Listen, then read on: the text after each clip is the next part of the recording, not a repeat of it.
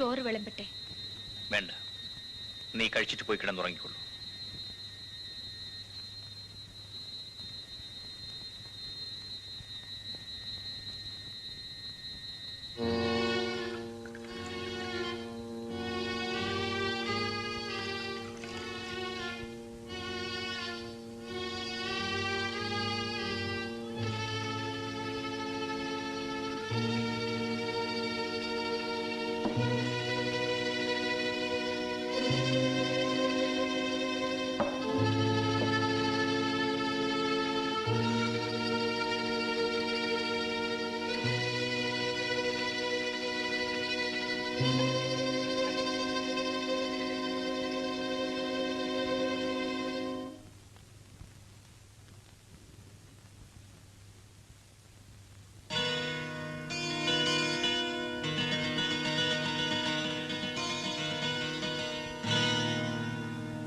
Savitri,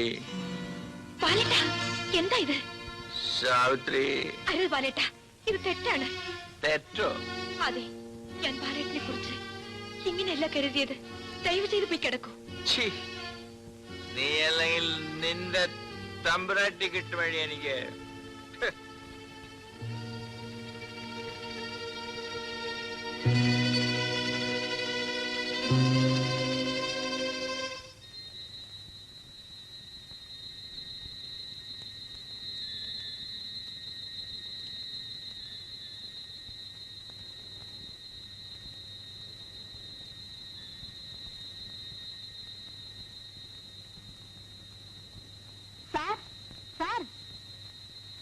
sir ഞങ്ങളെയൊക്കെ ഒന്ന് മറന്നു കളഞ്ഞല്ലേ?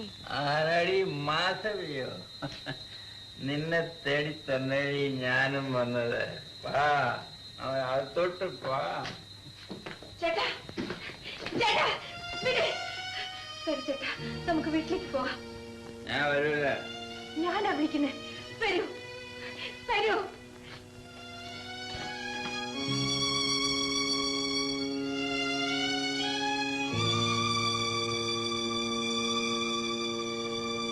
കൈ കിട്ടിയ തട്ടിപ്പറിച്ച് നീ നശിച്ചു പോകേ ഉള്ളൂ. ഇരിക്കൂ.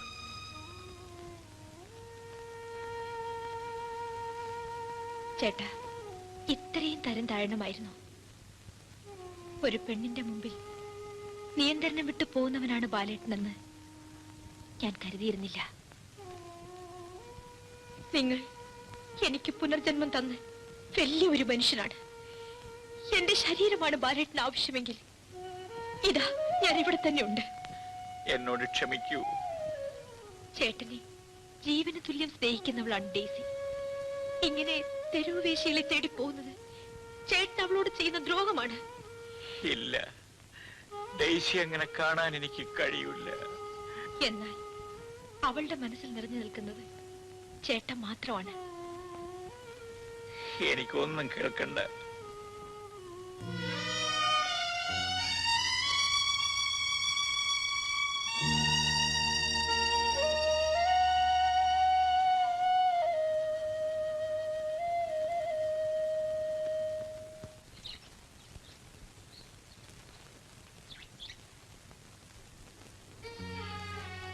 ബാലേട്ടാ, ബാലേട്ടാ,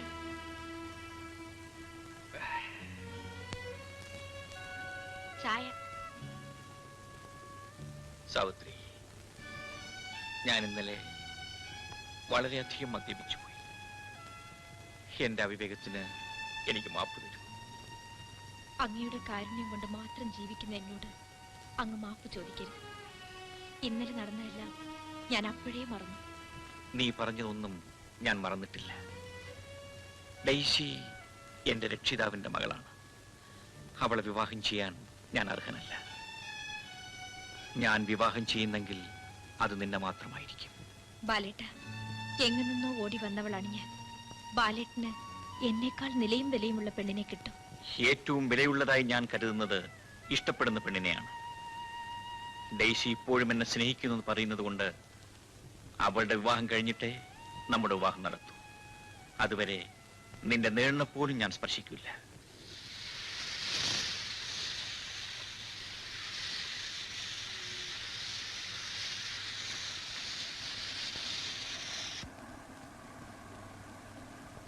പടച്ചോനെ ഇതാരി സാവിത്രി കുട്ടി എങ്ങോട്ട് പോണു? ബാലേട്ടിന് ചോറ് കൊണ്ടു കൊടുക്കാൻ.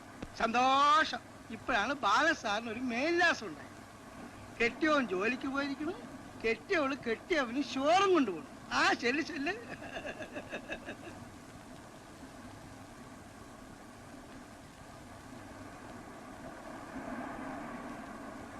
ചോറ്.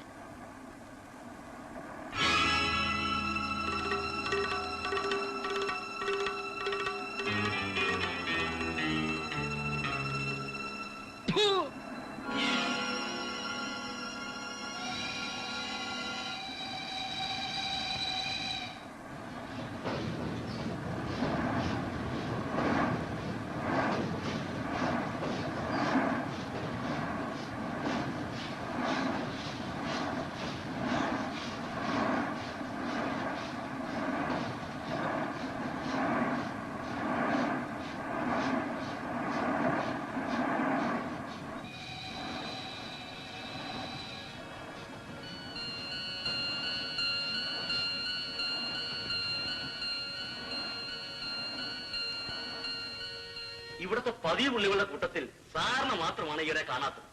പുതിയതൊന്നുമില്ലല്ലോ, പിന്നെ എന്തിനാ ഇങ്ങോട്ട് വരുന്നേ? അയ്യോ, ഇപ്പോഴുള്ളതെല്ലാം പുതിയതല്ലേ? ദ്രാക്ഷായനെ, അമ്മണി, എലിക്കുട്ടി, ഇങ്ങോട്ട് വരേൻ.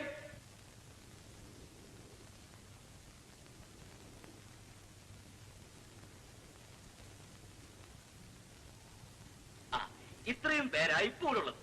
മനസ്സിൽ പിടിച്ചത് ഏതാണെന്ന് വെച്ചാൽ കബൂലാക്കി. എവരെയൊക്കെ ഞാൻ ഇതിന് മുമ്പും കണ്ടിട്ടുള്ളതാണല്ലോ. നിങ്ങളൊക്കെ പോയി. സാറേ, ഹോട്ടലിൽ നിന്ന് ശാപ്പാട് വെട്ടിക്കുന്നത് പോലെ 8 വാക്കിന് പല മുതലാളിമാരും കാറായി. പറയുന്ന കാശ 8 മണി കഴിഞ്ഞാലേ ഇവിടെ ഒരെണ്ണത്തിനെ കാണത്തില്ല.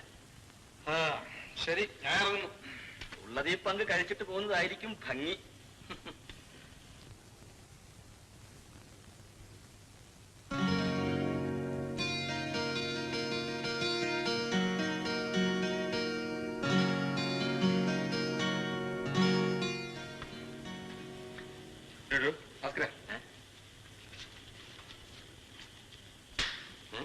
ഇതെന്തിനാ ഒന്നിനും ഇഷ്ടപ്പെട്ടില്ലെന്ന് പറഞ്ഞ് ഇപ്പൊ വരുന്നത്? ഇപ്പൊ പൂത്താലോട്ട് അകത്തോട്ട് പോയില്ലേടോ? അയ്യോ, ഇന്ന പിരി അത് മാത്രം നടപ്പില്ല. വന്താനം വെച്ചോ 100 രൂപ. എത്ര രൂപ തന്നാലും ഈ ജന്മത്ത് അത് സാധ്യമല്ല. അതേ, കമലാക്ഷമ്മയുടെ മോള് സാവിത്രിയാ. എനിക്ക് അവളെ മതിയിടോ. മതിയെന്ന് വെച്ച കാര്യം നടക്കണ്ടേ? എത്രയോ മുതലാളിമാർ ലക്ഷക്കണക്കിന് രൂപ വെച്ച് നീട്ടിയിട്ടും കമലാക്ഷമ്മ സമ്മതിച്ചിട്ടില്ല. പിന്നെ കാര്യം കമലാക്ഷമ്മയോട് നേരിട്ട് അങ്ങ് പറഞ്ഞേക്ക്. എന്താ മണി? സാവിത്രിയെ എനിക്ക് വളരെ ഇഷ്ടപ്പെട്ടു. അവക്കൊണ്ട് ഞാൻ എന്ത് തുടങ്ങി? വേണ്ട മുനി, ഈ ആഗ്രഹമേ നിനക്ക് വേണ്ട. ഇക്കാര്യത്തിൽ നീ എന്നെ അമ്മയായിട്ട് തന്നെ കാണണം. ഗതികേട് കൊണ്ട് ഞാൻ ഈ നരകത്തിൽ വന്നു വിട്ടു. പക്ഷേ എന്റെ ജീവനുള്ളവരെ അവളെ ഈ വഴിക്ക് വിടുകില്ല. പിന്നെന്തിനാ അവളെ ഇവിടെ കൊണ്ട് നിർത്തിയിരിക്കും? അവള് വെളി നിന്നാ പഠിച്ചത്. പഠിത്തം കഴിഞ്ഞു. ഇനി അവളെ ആരുടെ കൂടെങ്കിലും മാനമായിട്ട് പറഞ്ഞു വിടണം.